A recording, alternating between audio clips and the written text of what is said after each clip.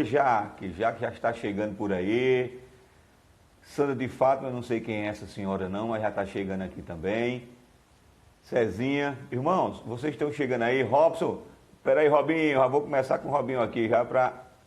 Meu amigo Robinho já está por aqui. Esse Robinho não é brincadeira, não.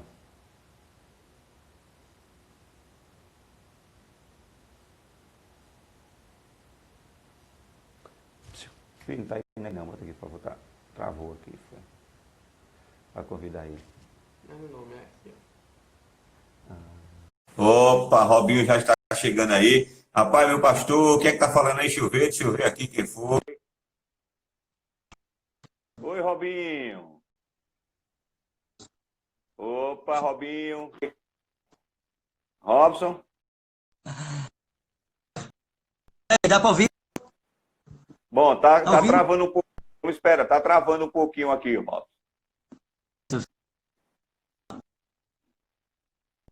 Luana já tá chegando por aí.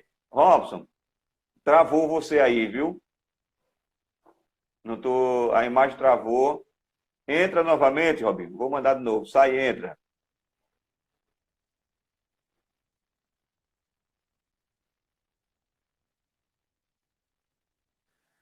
Eita. Pronto, Robinho. Tá melhorando agora. É agora. Sim. Agora é ele, Galvão Bueno? É não. A paz do Senhor, Alessandra, minha irmã Sandra, paz. Irmãos, nós estamos aqui, ainda falta alguns minutos para a gente conversar.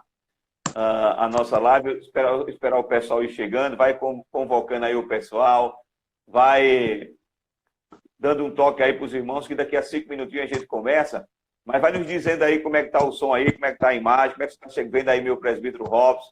Eu não importo muito não, mas como é que você está vendo o Robson aí? Agora sim, Luana, você tá bom. Tá tudo bem por aí, Luana? Como é que tá Elinho? Rosinha, Deus te abençoe, Rosinha. Ana Carla, olha aí, Carlinha chegando. Olha aí, Dioninho, ó. Gol do Robson. Esse Dioninho não presta não, viu, Robson? Amém, irmãos. Olha aí. Tá vendo, Robson? Até Arthur Nascimento, rapaz, que tá por aqui, que ontem ele me abandonou, mas hoje ele chegou, ó. Amém, Rosinha. Tá tudo legal aí? Amém. Saudade de cantar, é verdade, minha irmã. Vascaíno e tricolor, meu amigo Robson. É verdade, eu e ele aqui. Um vascaíno e um tricolor. Tudo na paz, Luana. Amém, meu amor. Graças a Deus, meu irmão. Graças a Deus. Meu menino tá bem, né? Deu um cheiro nele aí. Ó, vamos esperar. Guilherme, Gibbs, que saudade, Guilherme. Quanto tempo, Guilherme? Deus te abençoe. Como é que estão as meninas? Como é que tá as famílias por aí? Eita, César tá dizendo que o Robinho tá com a cara de Edilson ciclista, bicho. Eita, ô César, e a parceria, César? E a parceria, hein? Acabou. Vai me queimar Acabou. mesmo, hein, bicho?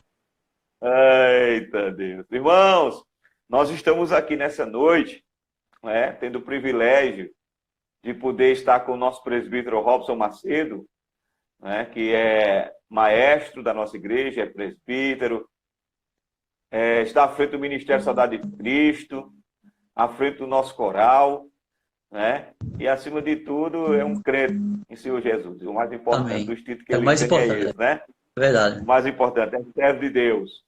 Então, nós estamos nessa noite e a nossa proposta é dar continuidade à nossa semana de oração Família no Altar virtual. Louvado seja Deus, que Deus nos deu ainda essa possibilidade de, mesmo em meio a essa pandemia, nós estamos fazendo a nossa semana de oração. Né? E eu fico feliz porque, estando junto com os irmãos, mesmo que seja online, a gente pode estar vendo o rostinho. Ontem foi uma benção, mais o nosso culto, né? Então, hoje nós vamos começar, né, essa live daqui a um minutinho, assim, em termos de assuntos mesmo, mas só quero lembrar você que hoje né, sexta-feira, eu estarei com o nosso irmão presbítero Robson, trabalhando aqui uma temática como transformar desafio em oportunidades, ou transformando desafio em oportunidades. Eu acho que é um tema bem atual, levando em consideração o estado e o estágio que nós estamos vivendo de pandemias, e agora que está começando, né, logo mais aquele mini lockdown, né? Onde vai ter um feriadão aí, e com certeza serão desafios que nós temos que enfrentar. Então, eu creio que nada melhor do que a gente trabalhar essa temática, tá bom? Então, nós vamos esperar que alguns irmãos chegarem. Enquanto estão chegando aqui, nós vamos tentar mostrar para você mais ou menos o script aqui que nós vamos seguir, tentar ver o que vamos explorar mesmo o nosso presbítero Robson, né? Já que ele é uma mente brilhante, é um QI aí acima de 80, né? Aí ele vai ter que explorá-lo. Então, ó, qual é a temática que nós vamos tentar discutir nessa hora que nós vamos ter? Nós vamos ver a questão dos desafios. Todos nós temos desafios, não é? É bem verdade que desafios em áreas diferentes, desafios de maneiras diferentes, mas nós temos desafios. Então, nós vamos tentar trabalhar aqui alguns pontos. Por exemplo, o desafio na sociedade, como é que nós vamos trabalhar essa questão do reflexo que esse desafio na sociedade traz para a vida espiritual de cada um de nós. Esse é um ponto. O outro ponto é como é que nós vamos tentar entender que esse desafio espiritual, ele traz problema de transformação para a família, não é? Qual o reflexo dele dentro da nossa família? Então, vamos tentar trabalhar essa questão.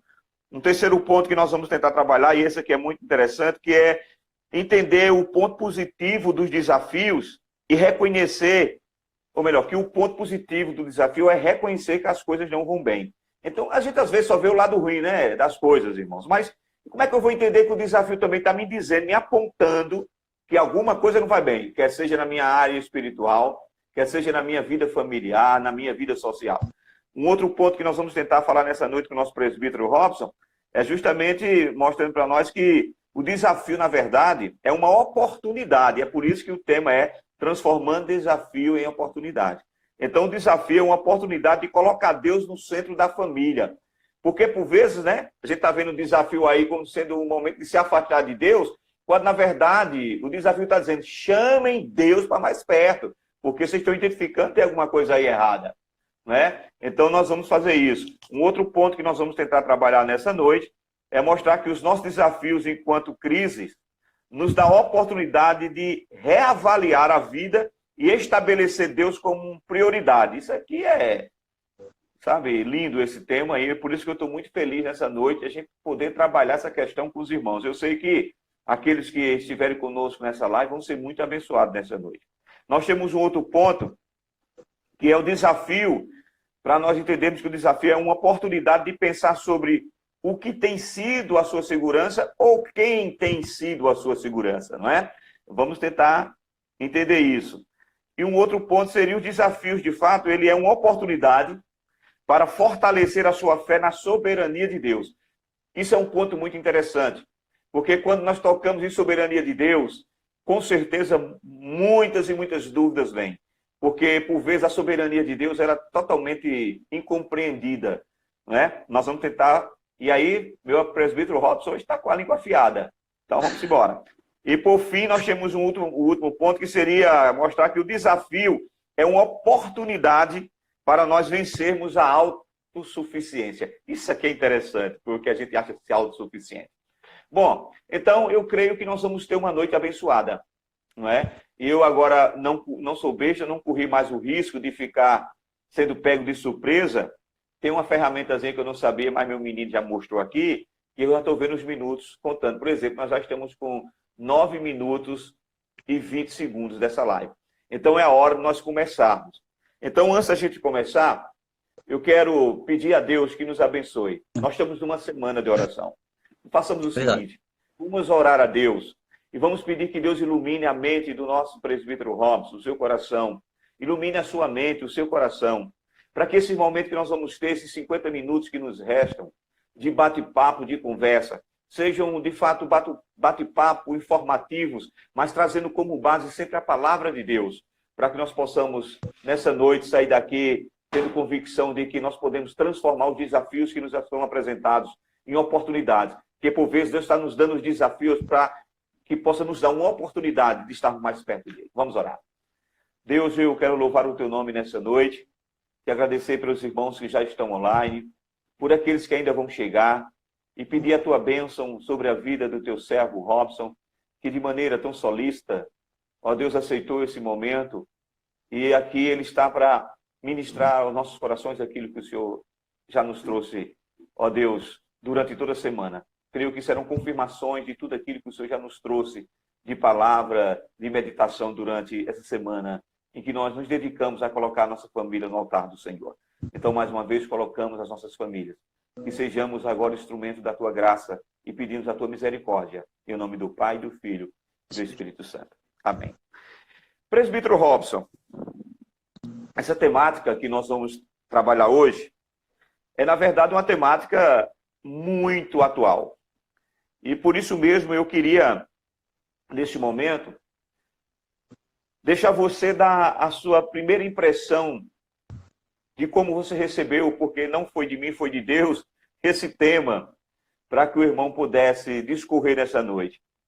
E já fazer uma introdução daquilo que de fato a gente pode ter, e quem sabe já começar respondendo para nós, como é que esse desafio que nós estamos vivendo hoje na sociedade, o que é que ele traz de reflexo para dentro das nossas famílias e para a nossa vida espiritual. Deus te abençoe, meu presbítero. Amém, meu pastor. Pastor, primeiramente, é uma honra, viu? É uma honra imensurável, inoxidável estar aqui, viu?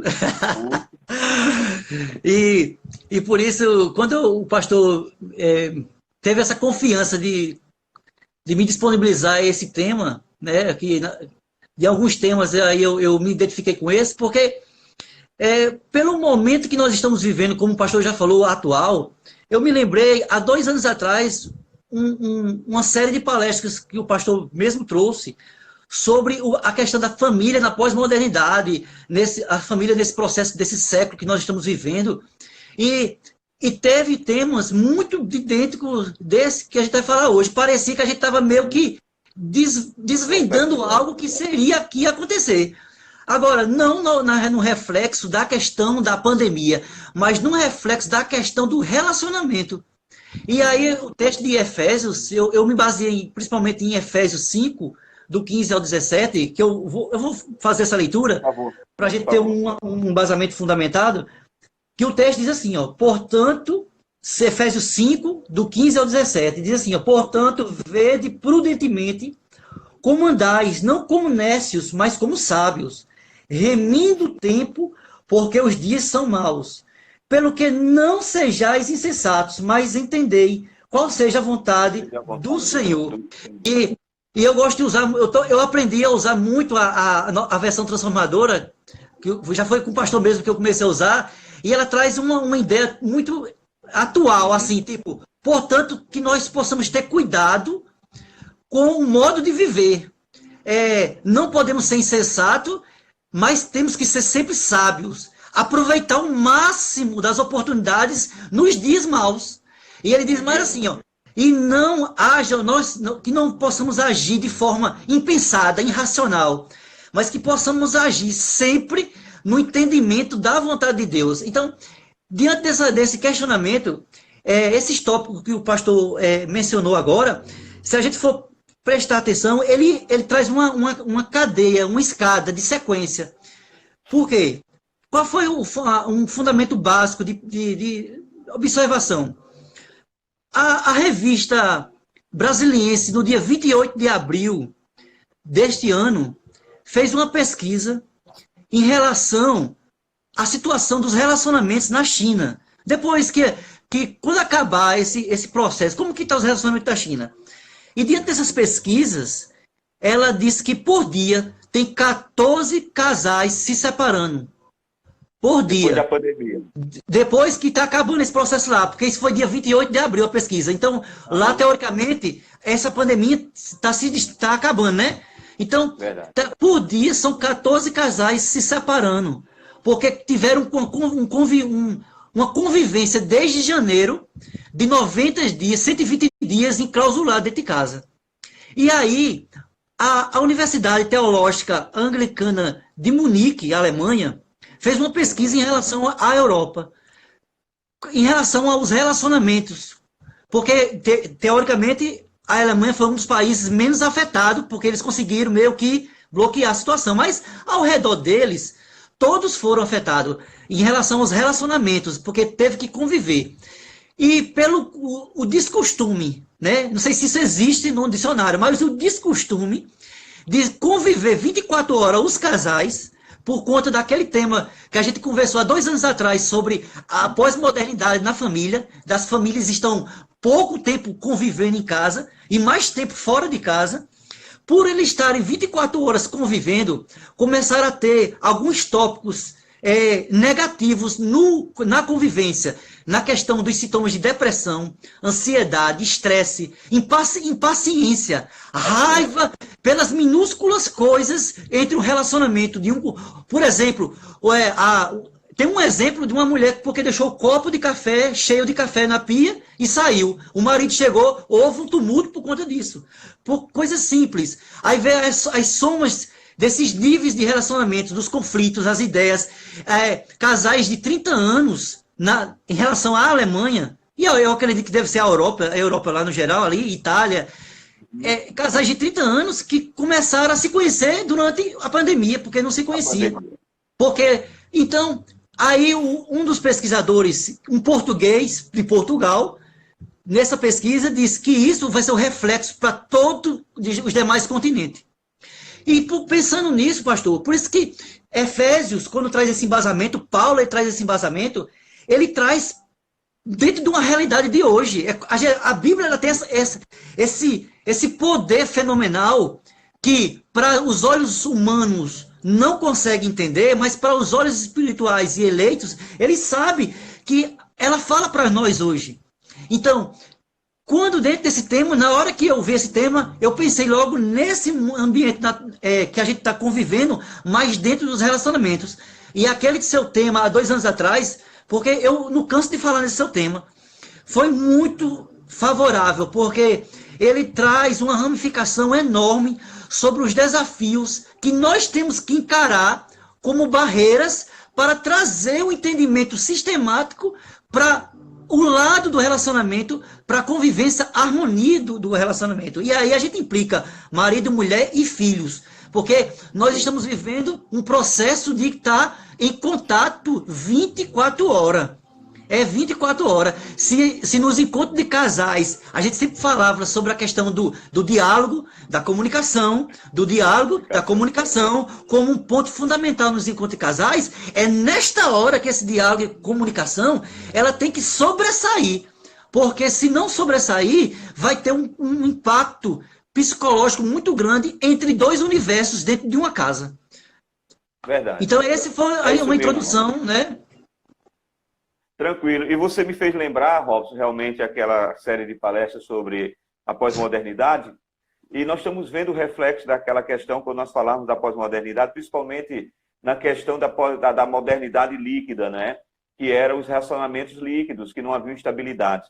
E essa pandemia veio justamente para mostrar que estávamos certos, né? E de que, de fato, a família ela estava vivendo, digamos, em um estágio muito tênue entre família e não família. Porque família não é apenas o estar morando junto, não é?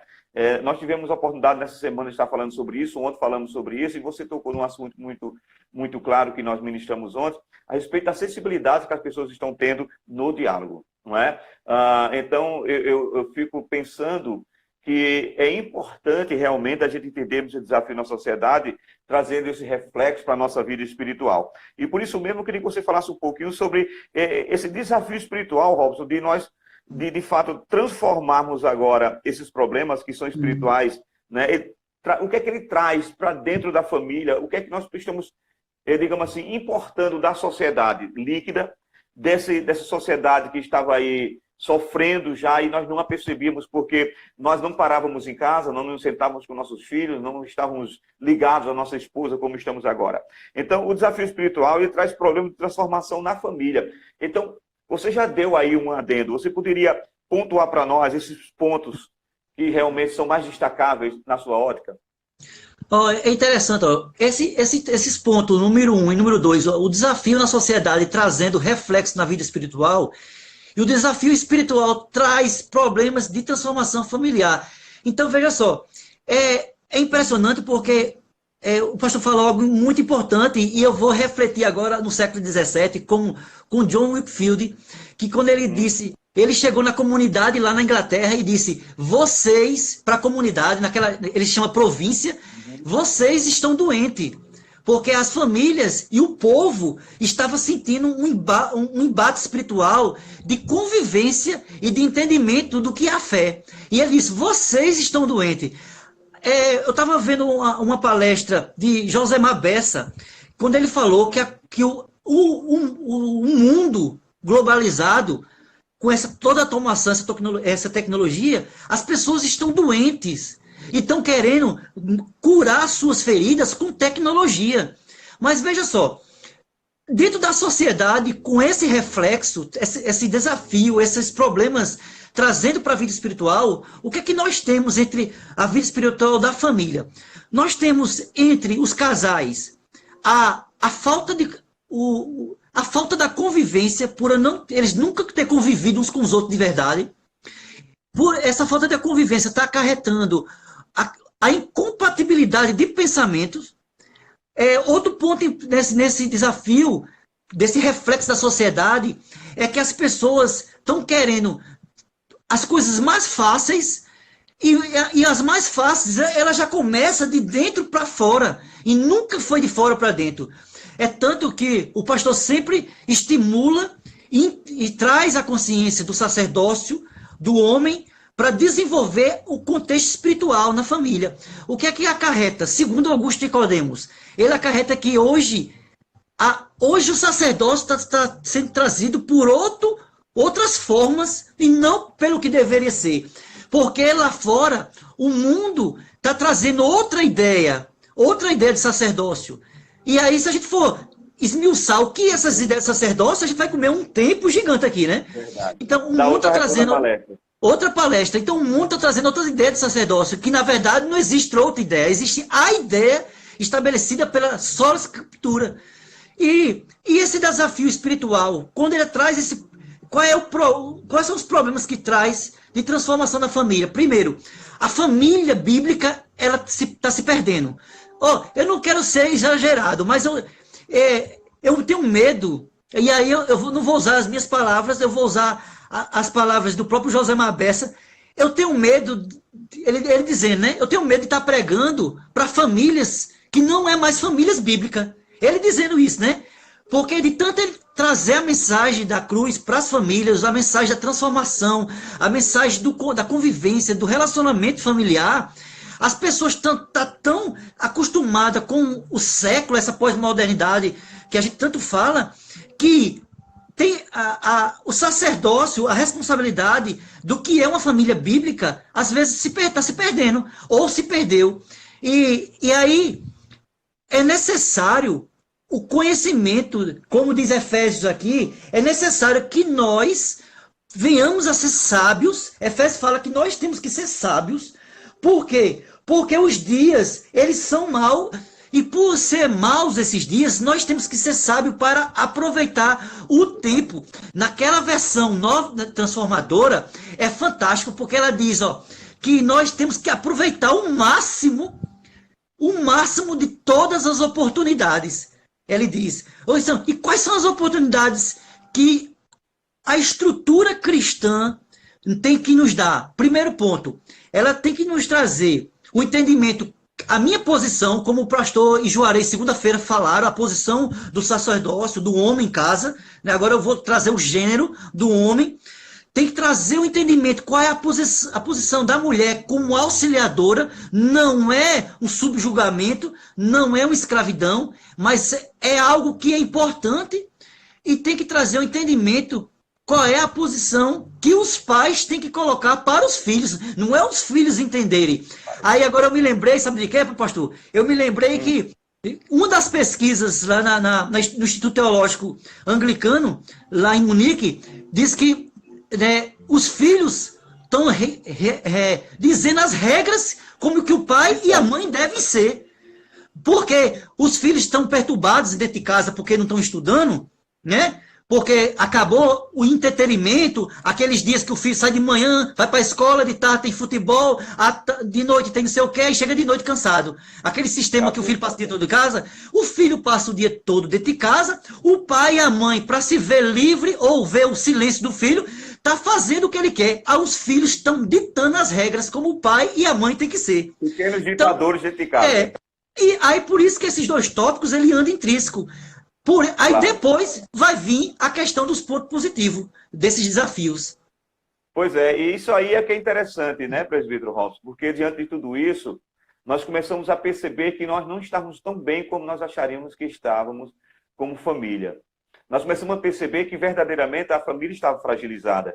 Que todo aquele discurso da pós-modernidade não era apenas questões históricas ou quem sabe, daquelas pessoas que detêm o conhecimento e estudam sobre a pós-modernidade, mas era uma verdade nossa e nós não estamos percebendo isso, que por vezes estamos sendo afetados por esse espírito pós-moderno. Então eu comecei a perceber agora que é justamente agora essa oportunidade, por isso eu creio na soberania de Deus, que essa pandemia, essa questão, tudo isso está diretamente ligado à vontade do nosso Deus. É Ele que domina, é Ele que tem o domínio de tudo isso, porque isso não tem só malefício. Nós falamos 2 pontos negativos, mas nós vamos entrar já abordando um tema positivo. Por exemplo, esse desafio agora que nós estamos tendo é justamente o desafio de sermos nós mesmos e termos coragem. Muitas vezes nós, vamos falar agora, puxando um pouquinho para nós, como nós falamos segunda-feira com o presbítero Juarez, nós homens, a coragem de dizer, as coisas não estão bem, eu estou falhando do meu sacerdócio, eu não estou exercendo o sacerdócio bíblico. A minha família não estava embasada naquilo que é o fundamental para uma família cristã.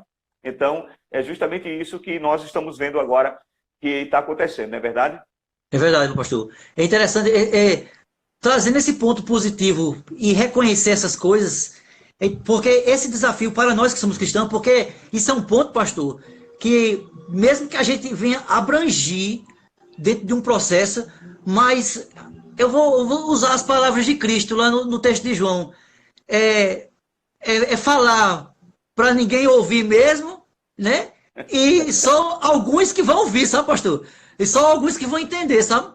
É mais ou menos isso. Porque, olha, esse ponto positivo dos desafios, que é reconhecer essas coisas que não vão bem, primeiro eu tenho que entender que eu estou doente. Eu estou precisando de cura. É o primeiro ponto. Isso é uma questão básica, isso é uma questão, sabe, psiquiatra já, dentro de um processo já de saúde, eu entender que eu não estou bem. Quando eu reconheço que aquilo que me trazia próximo à graça, ao entendimento, à mensagem, à palavra, e está me distanciando, eu como filho, porque querendo não, nós que somos filhos de Deus, eleitos, escolhidos de Deus, nós sabemos quando nós estamos abatidos, um pouco frágil, né? Nós temos sensibilidade. O Espírito Santo, ele tem este poder de trazer o entendimento da nossa sensibilidade de fraqueza. E é interessante porque o texto em Efésios, capítulo 5 e versículo 17, ele diz, pelo que não sejais insensatos, mas entendei qual seja a vontade do Senhor. O povo ali, nesse texto de Efésios, como o pastor mesmo já trouxe vários estudos em cima desse texto, e eu vou ousar dizer um tópico, se eu falar alguma coisa que fugiu, pode me interromper, pastor, e falar, porque eu quero que todos que estão aí nos ouvindo nesse momento entendam que eu sou discípulo e ovelha do meu pastor. Então, se eu errar alguma coisa, o pastor me corrija aí, pelo amor de Deus, viu? Mas, uma das coisas, de todos os estudos que a gente já ouviu aqui, a gente entender que esse versículo 17, o contexto desse povo aqui na época, que Paulo trouxe aqui, era 53 a.C., o pessoal estava aflito. E nesse capítulo 5 e 6, ele fala especificamente para relacionamentos. Não é, pastor? Ele fala para relacionamento, que as pessoas estavam em combates da fé, de entendimento, de entrelace. O Calvino, nos comentários de Calvino, ele fala que as pessoas estavam como tivessem intrigadas dentro da igreja, como tivessem dentro da igreja intrigadas, entendeu? E quando a gente fala de igreja, aí eu dizia, mas Calvino tem o que a ver com relacionamento? Mas quando a gente fala de igreja, a gente fala de família, pastor. Igreja é família, claro, entendeu? Verdade. E é composta por família, né? E as pessoas estavam nesse embate de intriga. Então, reconhecer este problema que eu estou doente, eu vou começar a entender os pontos positivos nisso aí. Primeiro ponto é entender que eu preciso ir em busca daquele que me dá a orientação, a fonte, né? Eu preciso dessa fonte aqui. Entendendo que essa fonte é importante, eu vou entender que Deus vai estar no centro da minha família, que é o tópico 4. O tópico 4 diz que é o desafio, é uma oportunidade de colocar. Eu vou entender que Deus tem que estar no centro da minha família. A gente usa sempre aquela frase, né, no Encontro de Casais, que o relacionamento tem que ser o cordão de 3 pontas, né? Não é assim, né, pastor? Cordão de 3 dobras, né? Que é o homem, mulher e Deus, né? Que ali não se rompe, né? É reconhecer que Deus é o centro da minha família. Porque se eu vou em busca, ó, é interessante, porque se o reverendo Paulo Romero, ele diz assim, ó, que se as pessoas, os casais, foram resolver problemas secular, de finanças, em busca de entender, de querer compreender mais a mulher, em busca de querer compreender mais o homem, se ele for buscar isso primeiro, ele vai dar errado. Porque ele tem que buscar a solução primeiro, a fonte que é Cristo, é Deus. Aí depois, as demais coisas, aí eu vou usar o texto, não tem nada a ver, mas vou usar, as demais coisas me serão acrescentadas, entendeu, pastor? Mas é isso. Então perceba aquilo que a Bíblia diz. Junto com a dificuldade, junto com a luta, junto com a provação, sempre vem um momento em que Deus quer trabalhar com o seu povo. Então perceba que por mais que nós não possamos estar entendendo ainda, algumas pessoas não entendem por que nós temos que estar reclusos dentro das nossas casas, por que nós temos que estar mais tempo com a nossa família, nós estamos entendendo que isso é uma oportunidade que Deus está nos dando para encontrarmos as falhas, as brechas que estavam lá na nossa família, que por vezes nós não nos apercebemos que a nossa vida, eu digo hoje isso, que os nossos dias estão iguais, mas se nós percebermos, não somente nessa pandemia, anteriormente também os nossos dias estavam iguais.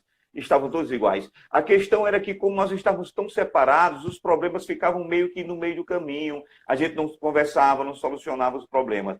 Então, com essa pandemia, na verdade, agora, os problemas estão frente a frente, é como você acabou de falar, meu presbítero. Então, eu vejo que Deus está nos dando essa oportunidade. E para nós que estamos aqui ouvindo, e eu queria aproveitar aqui que eu vi que estava aqui o meu primo lá de Patos, Júlio Hermes, ele vai ter a oportunidade de estar conosco um dia. Espero que ele vá contar o seu testemunho lá na nossa igreja, né? Hoje ele está cadeirante, a igreja sabe, nós oramos por ele, sofreu um acidente e acabou ficando cadeirante, mas tudo tem um propósito, que nós estamos falando sobre esse tipo de coisa. Tudo isso quando eu converso com o Juliano, eu começo a entender que tudo tem um propósito. Então perceba, voltando para cá, esse desafio que nós temos aqui de colocar Deus no centro da família, esse é o desafio cotidiano de cada um de nós. Porque às vezes nós dizemos assim, nós somos crentes, e por acharmos que somos crentes, nós temos a falsa ideia de, por ser somente cristão, isso já está me dizendo um atestado de que tudo está perfeito. Que agora a minha família anda perfeitamente, os meus filhos estão perfeitos. Não, isso é um atestado para dizer, observe com mais cuidado. Porque se você é cristão, olhe para a sua família com outro olhar. Coisas que para o mundo é correto, não cabe para a nossa família. Nós falamos ontem sobre o relativismo. Então, não podemos fazer essa questão de relativismo junto com a nossa família. E é por isso que eu vejo que esse desafio é para trazer Deus para o centro, porque os nossos desafios realmente, enquanto crise, como está aí, nos dá essa oportunidade de reavaliar e de estabelecer Deus como a nossa prioridade, que é isso que falta. Então, eu entendo, meu presbítero, que se nós estamos tendo essa ideia de que esse problema está me dizendo, chame Deus para dentro da sua família, traga ele para junto de você, torne ele prioridade, esse problema para mim não pode estar sendo uma coisa ruim, não é verdade? É verdade, pastor. É interessante, eu estava ouvindo hoje, assistindo no YouTube, no Facebook, a mensagem de ontem, de quarta-feira à noite. Aí, sobre a questão do relativismo. E é um problema sério, viu? Porque esse relativismo, se eu for pegar o tema de ontem do relativismo e os 3 temas, os 3 tópicos que o pastor trouxe à discussão junto com o reverendo André, naquele domingo, aquela EBD, pegar esses 3 tópicos, a gente vai ter um choque grande de compreensão e um embate, humanamente falando, um embate entre o sistema secular e a questão espiritual. E as coisas são tão complicadas lá fora, usando essa fala de dormir da EBD com o reverendo André e o pastor, e ontem, na sua mensagem de ontem, nos traz um processo muito importante e preocupante. Por quê?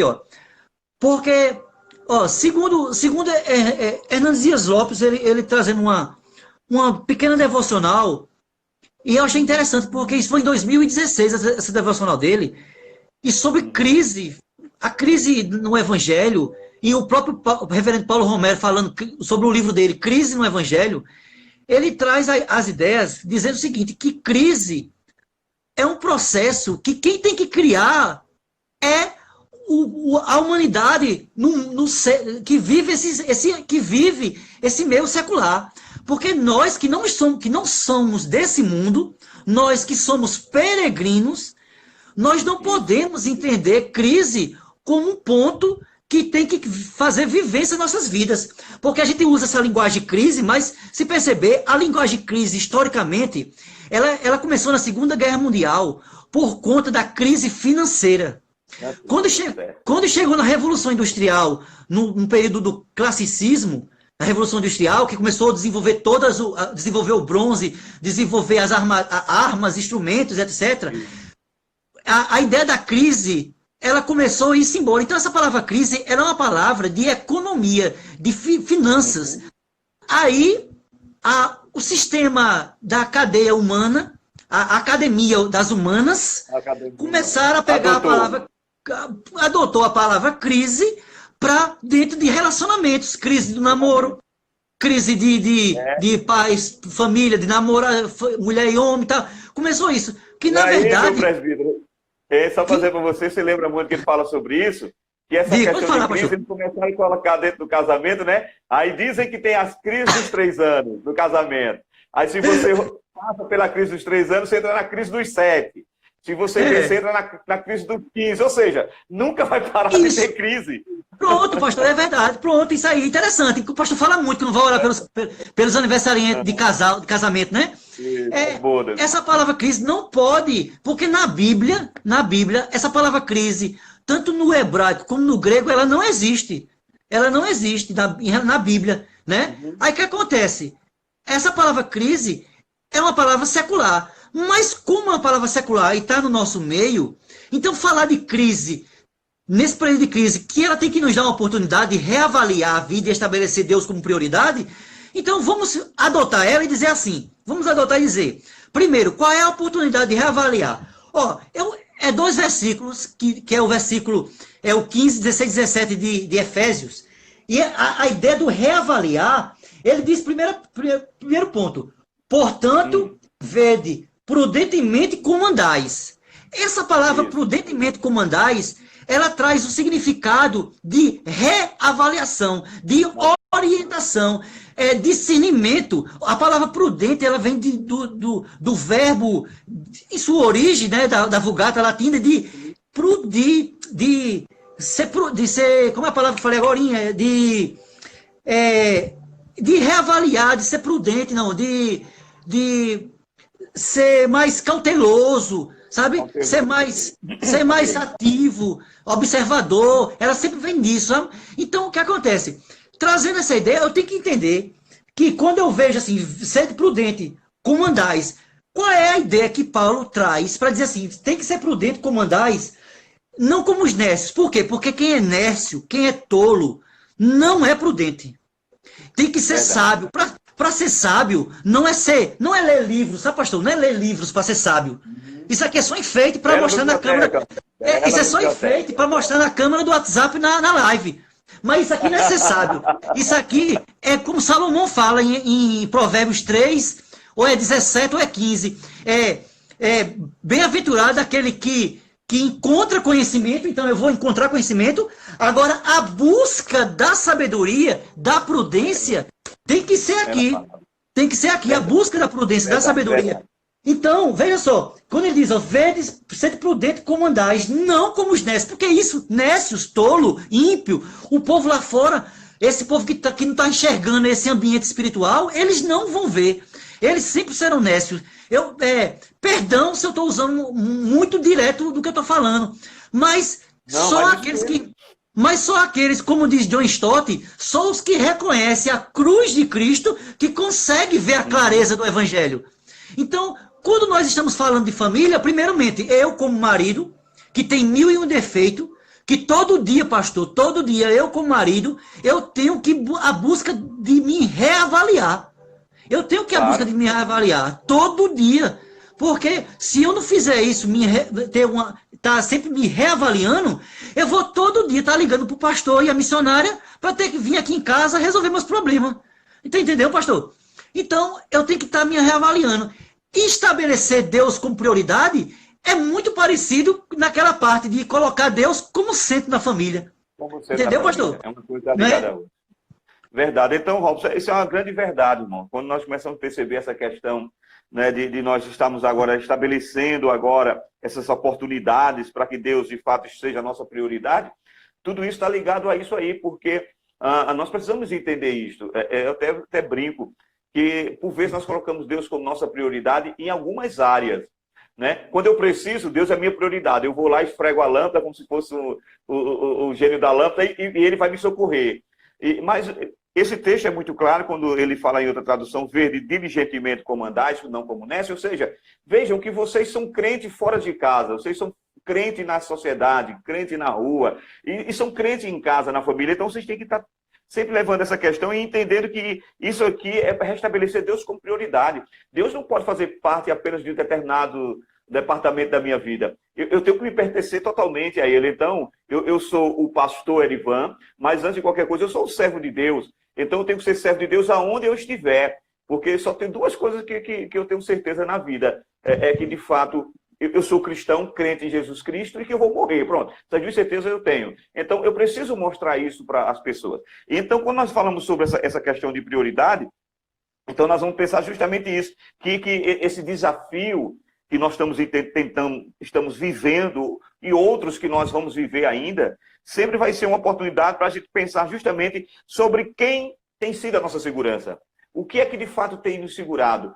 Onde é que está a nossa fé? Essa pandemia é o teste da fé dos cristãos. Porque há cristãos, e eu vou dizer isso com tristeza no meu coração, depois dessa pandemia, vai haver cristãos que não vai sair dessa pandemia espiritual. Ele vai sair da pandemia da Covid-19, mas a pandemia espiritual vai ficar dentro dele. Porque nós somos muito fáceis de nos acostumar. É aquela questão que se fala do sapo, né? Que se coloca na panela e coloca água lá e ele se acostuma, se adapta à situação da temperatura da água. Você liga o fogo e vai aquecendo, porque o fogo, a água vai aquecendo a ponto de ferver e ele morrer lá dentro. Ele não sai porque ele se acomodou à situação. Nós estávamos meio que vivendo assim, acomodados com a situação. E o meu medo é que esse vamos dizer, comodismo com a situação, ele possa chegar agora nessa pandemia. Porque se nós percebermos, nós tínhamos crentes nominais, eu vou voltar à palestra com o pastor André, crentes nominais quando nós estávamos na igreja física. E nós temos crentes nominais virtualmente falando. Essas pessoas, elas ainda não se despertaram, porque as mesmas que eram em tempo físico, é também aqui no tempo virtual. Então, o que nós precisamos é trazer agora e mostrar, peraí, quem é que tem sido aqui a minha segurança? Porque é o teste da minha fé. Como é que eu vou sair dessa pandemia? Aí é que eu quero que você me diga, meu presidente. É interessante, pastor, porque quando a gente fala nesse texto do desafio e trazer essa Deus como esse desafio de oportunidade de pensar sobre o que é a nossa segurança, a gente tem que entender, e o ponto é esse mesmo que o pastor falou, é a questão da fé, né? A questão da fé, a gente está bem conectado, viu? Porque eu gostei, viu? Porque o pastor trouxe o ponto realmente o que é. É a questão da fé, pastor, não tem outra coisa não. A segurança não é aqui não. A segurança é o que está dentro daquele sistema que só é o Espírito Santo que sabe, que vê, que é aquele sentido que você diz assim, ó, eu tenho que ter fé a minha fé de um grão de mostarda conseguir movimentar um monte, entendeu? É mais ou menos isso, é algo sobrenatural. E interessante porque na questão da fé, no texto do versículo 15 de Efésios, ele diz, não andar como nessa, aí ele diz assim, ó, porque os dias são maus, no versículo 16, perdão, ele diz assim, ó, não andar como necios, ser como sábios é aproveitar o tempo, né? No versículo 16, aproveitar o tempo o máximo que puder, as oportunidades. Porque os dias são maus. Porque os dias são maus. Essa palavra, os dias são maus, isso, ó, a gente está falando século I depois de Cristo. Aqui, Paulo dizendo, porque os dias são maus. Nós estamos no século XXI falando sobre os dias são maus. Os dias são maus. E, pastor, e se Cristo, daqui para lá, se Cristo não vier, os nossos filhos vão estar dizendo os dias são maus, muito mais ainda. Aí o que acontece? Por isso que a busca de segurança é a preservação da fé. Eu não sei nem eu não sei nem se a minha fala é coerente dizer assim, preservar a fé. Porque como eu vou preservar uma coisa que eu não domino? Porque Efésios capítulo 2 diz que a fé não é meu, não é merecimento meu, é dom de Deus, é o que Deus coloca. Como eu vou preservar uma coisa que não é minha? Que é Deus que coloca, imputa no coração. Mas eu posso dar uma dica, meu presbítero? Fale, pastor, fale, pode falar. Talvez o que nós podemos fazer é, na verdade, fazer o que a Bíblia nos diz, ensinar o caminho em que nossos filhos devem andar. Porque aí nós estamos preservando a fé no sentido de estar passando isso para a nossa descendência. É o que a Bíblia falava, o próprio Deus nos ensinou isso, no Velho Testamento principalmente, que devemos sentar com nossos filhos à roda e falar da grandeza de Deus. Então, quando eu faço isso, eu estou preservando a fé, porque eu, você, nossa geração vai passar. Haverá uma geração que vai chegar depois de nós, nossos filhos, nossos netos. Eles vão encontrar um mundo ainda pior do que este, eu não tenho dúvida. Então, encontrando esse mundo, eles têm que estar aí agora trazendo à memória os nossos ensinamentos a respeito da fé.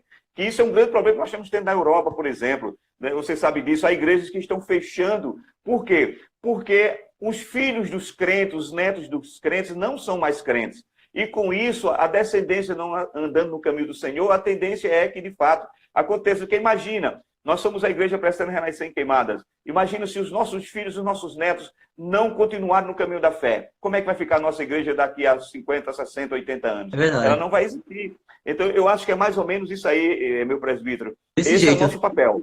Inculcar na jeito. cabeça da criança a fé em Cristo e o caminho que ele deve andar. Não, e é interessante, pastor, porque, olha, quando a gente pega as famílias... Esse tem um livro de... A História dos Hebreus, de Sim, Flávio José.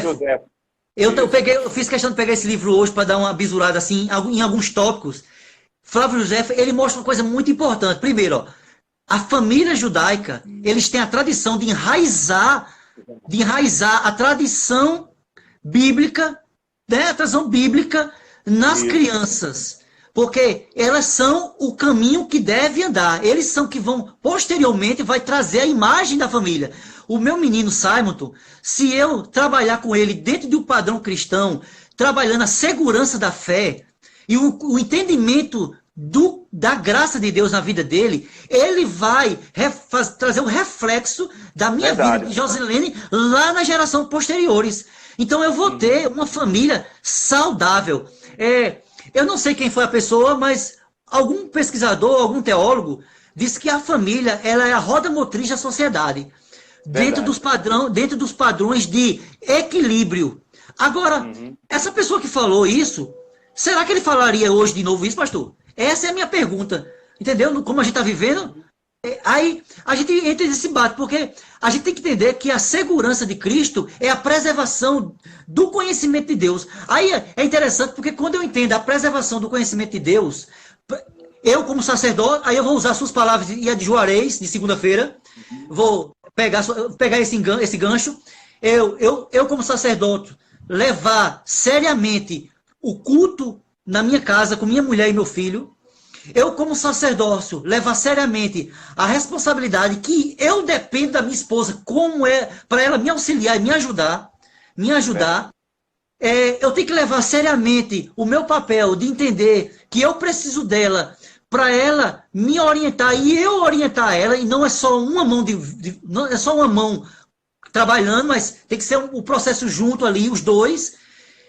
E tendo esse entendimento, eu saber, dentro da palavra de Deus, que eu tenho uma responsabilidade, junto com a minha esposa, de desenvolver essa mensagem e trabalhar amadurecimento da fé, porque a fé que está imputada dentro de nós, mas existe um trabalho humano, agora eu vou falar humanamente falando, sabe, pastor? Humanamente falando, existe um trabalho nosso de amadurecer essa fé. Porque como é que eu digo que eu tenho fé de transformar, de mover um monte para outro, se eu não amadureço a fé com minha família? Se eu estou brigando com minha esposa por conta de uma louça? Se eu estou arrumando a confusão... Pastor, como é que eu estou casado com uma mulher e agora que eu tenho que estar com ela 24 horas, eu estou estranhando a mulher? Eu com 13 anos de casado. Eu tenho 13 anos de casado. Como é que pode?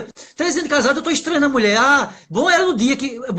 tempos bons. Quando você saía de manhã, você chegava de noite. Era, entendeu? Aí só vi 4 horinhas de noite acordado, depois dormia e acabou-se. Pastor, isso está totalmente fora de um padrão cristão. Cristão de família. Verdade. Não é verdade, pastor? Verdade. Concordo. Pois é, Robson. Então perceba, papo tão gostoso, a gente está feliz em poder estar falando disso. Nós não temos agora, só temos 10 minutos. Eu não acredito, não. É desse jeito, meu irmão.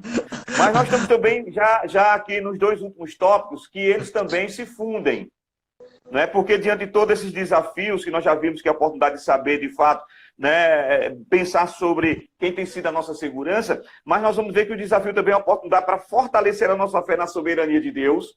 E esses 2 pontos é interessante, porque é também um desafio e uma oportunidade para a gente vencer a autossuficiência. Verdade. Isso aqui está ligado, porque quando eu fortaleço a minha fé na soberania de Deus, vou começar a perceber que eu não sou nada. A minha autossuficiência, aquela coisa que eu achar que a minha família é perfeita porque eu sou um bom pai, porque a minha família tem, digamos, uma vida mais fácil porque eu sou forte em trabalho e coloco o pão na mesa com abastança. Essas coisas, quando a gente vê a soberania de Deus, a gente vai entender que tudo que acontece na nossa casa, na nossa vida, na nossa família, em primeiro lugar está a soberania de Deus. Até porque, se tem uma coisa que a gente não escolhe, é a família. Você não escolheu para nascer lá com a família de Teles de Socorro, eu não pedi para nascer junto com a minha família, então é Deus que nos insere dentro dessa família. Então, eu entendo justamente isso, que quando nós colocamos a nossa fé na soberania de Deus, é uma oportunidade para a gente dizer assim, pronto, eu quero me lançar aos pés do Senhor e dizer, Senhor, cuida da minha casa, cuida da minha família, me dá sabedoria, me dá discernimento, me ajuda, porque sem o Senhor, ó, não há família. Não é isso? Pastor, é interessante, pastor, porque, ó, é trágico, ó. Na época de Santo Agostinho, sempre a gente, os patrônimos, né? Os pais da igreja, né? Desse processo aí, era sempre cristocêntrico, teocêntrico. Cristocêntrico, teocêntrico. Chega Tomás de Aquino com o processo do humanismo, o homem no centro de todas as coisas, e aí isso foi tomando meio que fosse um espaço e uma briga. É tanto que na história tem uma briga de Tomás de Aquino e Ambrósio, uma briga entre os dois por conta desse tema. Ambrósio de Milão.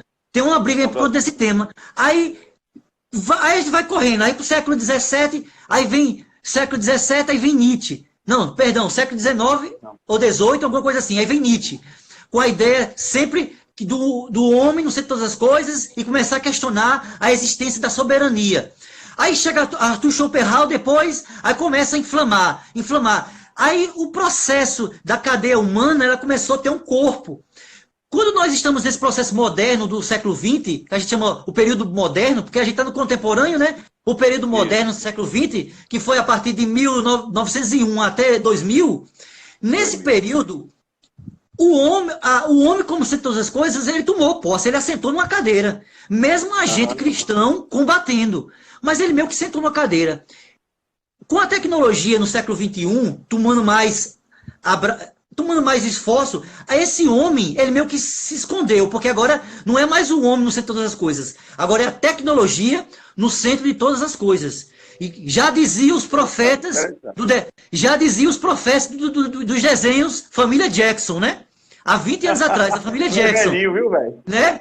Família Jackson, a tecnologia no centro de todas as coisas. E hoje se cumpre. O que acontece em relação a nós, família cristã, como desafio? Primeiro, é entender que isto não vai salvar a minha família. Esse é o primeiro ponto. Isto não vai salvar a minha família.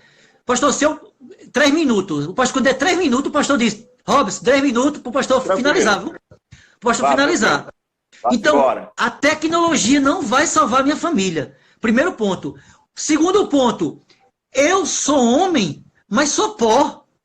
Agora eu digo isso como filho de Deus, conhecendo que eu sou pó. Claro. Porque se eu não reconhecer que eu sou pó, aí eu vou usar de novo John Stott, eu tenho que estar usando alguém mesmo, que de mim não sai nada mesmo. Usando John Stott, se eu não reconhecer que eu sou nada diante de Cristo, não reconheço a cruz. Está entendendo, Verdade. pastor? Se eu não reconhecer que eu sou saco de imundícia, eu não reconheço a cruz. Então, eu sou o capitão do navio da minha família. A minha casa é o navio, pastor. Eu sou o Amém. capitão. Agora eu estou Amém. falando em relação a gênero agora, gênero. Eu sou o Certo. capitão. E se eu não entender isso, o meu barco vai afundar. Ou quando começar a afundar, pastor, eu sou tão miserável que quando o meu barco começar a afundar, eu vou ser o primeiro a pular. Como deveria ser o último. Eu deveria ser o Verdade. último. Então, então eu tenho que entender que eu sou nada, eu não sou nada dentro desses pontos. O texto de Efésios, eu vou usar Efésios de novo aqui, pastor. Pois não, fica à vontade. O versículo 17 do capítulo 15 de Efésios, pelo que não sejais insensatos. Pastor, quando a gente pega essa frase insensato no português mesmo, ele traz uma gama de coisas ruins, negativas. No português, não só no português, não precisa nem para o original. É uma gama de coisas ruins, de insensatez. Insensatez, sabe o que é insensatez? É o camarada que pegou a moeda, em vez de multiplicar, enterrou para esconder, para não gastar. Pronto, é um insensato, é um idiota. É o burro da história.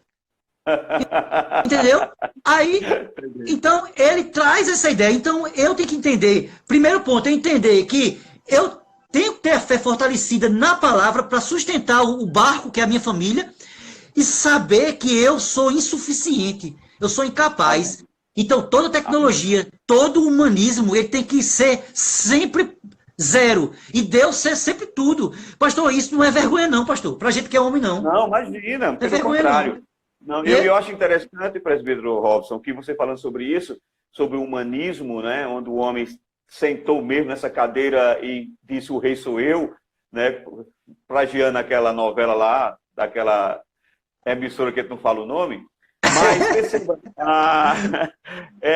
isso é uma verdade. E hoje nós estamos entendendo isso, que, perceba, até a visão humanista hoje ele está agora sufocada por essa pandemia. Porque hoje, mais do que nunca, ficou claro que não existe poderes constituídos acima do poder de Deus, que só há um que se assenta no alto e sublime trono e que julga eternamente, que tem todo o poder, é Deus.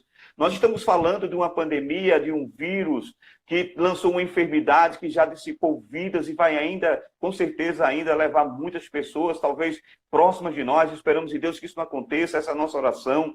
Mas perceba, isso para mostrar que aquela visão que Isaías teve no capítulo 6 está em voga ainda hoje. Deus continua sentado no seu alto sublime trono. E a orla dos seus vestidos é ele que enche todo o templo. Os olhos do Senhor estão sobre toda a terra, que diz o salmista.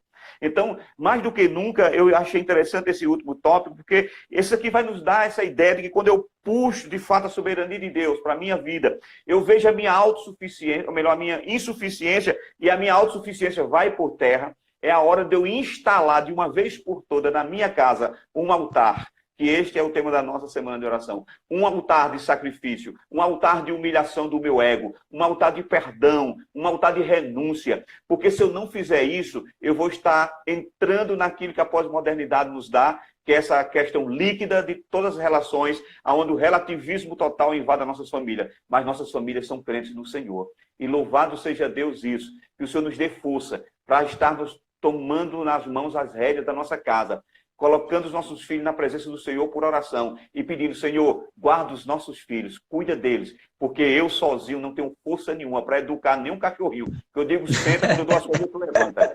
Então, eu preciso de Deus para tudo. Meu presbítero, são 59 minutos e 6 segundos, as suas falas finais, 30 segundos. Pastor, para mim foi uma honra poder compartilhar esse momento aqui. Essa semana tem sido uma bênção. Segunda, Amém. Terça, quarta, quinta, hoje. Amanhã vai ser maravilhoso com o reverendo Augusto. Domingo, à noite, eu não sei se vai ter pela manhã, mas à noite vai ser bênção. Só à noite. Então, pastor, a gente está passando por isso, mas a palavra é essa, está passando, né? Pronto. Irmãos, então, 20 segundos Beijo no coração a todos que estavam presentes. Amanhã, nesse mesmo horário, estarei com o reverendo Augusto, trabalhando sobre a família da aliança. Fiquem todos com Deus, que precisa encerrar para a gente salvar. Vai lá no meu perfil e veja. Cheiro, Robson.